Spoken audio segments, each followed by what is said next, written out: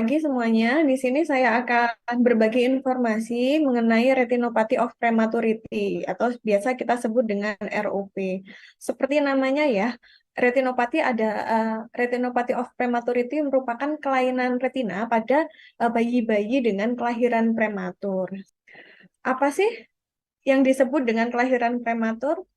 Yaitu kelahiran yang terjadi sebelum minggu ke-37 kehamilan. Jadi bayi-bayi yang lahir kurang dari 37 minggu biasanya kita sebut dengan prematur. Ada 4 kategori, yaitu kurang bulan, prematur sedang, sangat prematur, dan prematur yang ekstrim. Nah, eh, pada bayi prematur ini memang kita wajib ya untuk dilakukan screening ROP. Akan tetapi bayi yang beresiko tinggi terkena ROP adalah bayi yang sangat prematur, yaitu kelahiran kurang dari 32 minggu dan prematur yang ekstrim. Jadi dua kategori terakhir ini, yaitu bayi yang kelahirannya kurang dari 25 minggu usia kehamilan.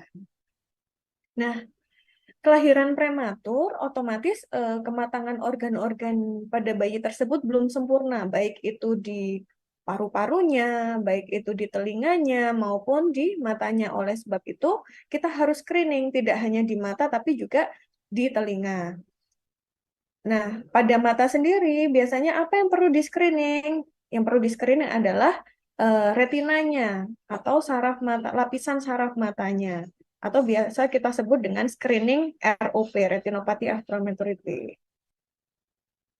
Nah, ROP sendiri adalah kelainan dari perkembangan pembuluh darah yang ada di retina.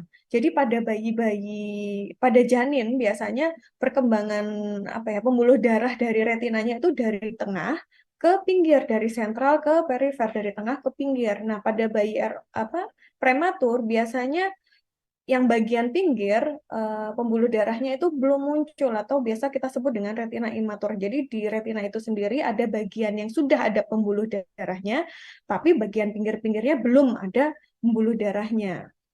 Nah, bagian yang belum ada pembuluh darahnya itulah yang biasa mengalami beberapa gejala. Biasanya kita sebut dengan ROP. Nanti gejala-gejalanya staging-stagingnya atau stadiumnya nanti kita akan bahas. Nah, ROP itu sendiri berpotensi menyebabkan kebutaan apabila dia sudah berat. Nah, kapan perlu screening? Siapa yang beresiko? Nah, semua bayi prematur memang sebaiknya kita lakukan screening ROP ya. Tapi yang beresiko sangat tinggi adalah satu, berat badan lahir yang rendah, kurang dari 1.500 gram, usia kelahirannya kurang dari 30 minggu, atau berat badan lahir 1.500 hingga 2.000 dengan usia kelahiran lebih dari 30 minggu, tapi dokter spesialis anaknya eh, menyatakan bahwa anak ini beresiko. Apa saja resikonya? Biasanya pasien-pasien tersebut menggunakan oksigen jangka panjang pada bayi. Bayi tersebut menggunakan oksigen jangka panjang selama di NICU, terus mengalami infeksi atau mengalami transfusi darah. Nah, itu sebaiknya kita lakukan juga screening ROP. Nah, kapan dilakukan screening ROP? Apakah langsung bayi lahir langsung kita screening? Tentu tidak ya. Kita harus pertimbangkan dulu untuk kondisi janin bayinya sendiri ya. Pada stabilitas dari bayinya sendiri. Pada usia kelahiran kurang dari 30 minggu, ketika bayi menginjak 1 bulan, itu sebaiknya kita lakukan screening ketika kondisinya sudah stabil. Lalu pada usia yang kelahirannya lebih dari 30 minggu, sebaiknya ketika dia berusia lahir 2 minggu, kita lakukan screening atau sebelum pasien pulang. Nah, apa saja yang dilakukan untuk screening? Pertama, bayinya kita akan tetesin dengan obat tetes midriasil yang fungsinya untuk melebarkan manik matanya. Karena retina itu hanya bisa dilihat ketika kita manik matanya itu sudah melebar. Jadi kita akan melihat di dalam bola matanya melalui manik matanya dengan menggunakan oftalmoskopi direct. Nah, bentuknya seperti lampu kepala, lalu ada lensanya. Otomatis karena kelopak mata bayi itu kecil, kita bantu dengan alat yang namanya eye spreader. Jadi kita buka dengan alat, lalu kita periksa seperti gambar di samping itu. Nah, ketika dilakukan pemeriksaan, dokter akan menilai, nih pasien, nih anak stadium berapa di ROP-nya, apakah ada ROP atau tidak. Kalau tidak didapatkan ROP, berarti retinanya hanya retina imatur, retina yang belum matang, yaitu adanya pembuluh darah di sentral, di bagian tengah, tapi bagian pinggirnya belum muncul pembuluh darah. Itu normal. Gimana kalau dinyatakan tidak normal?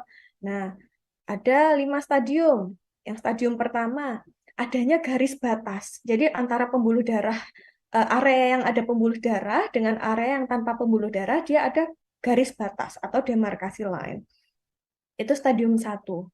Nah, pada stadium 2, tampak garis batasnya itu tadi bukan berupa garis saja, tapi ada peninggian atau ada penebalan, atau yang biasa kita namakan dengan ridge.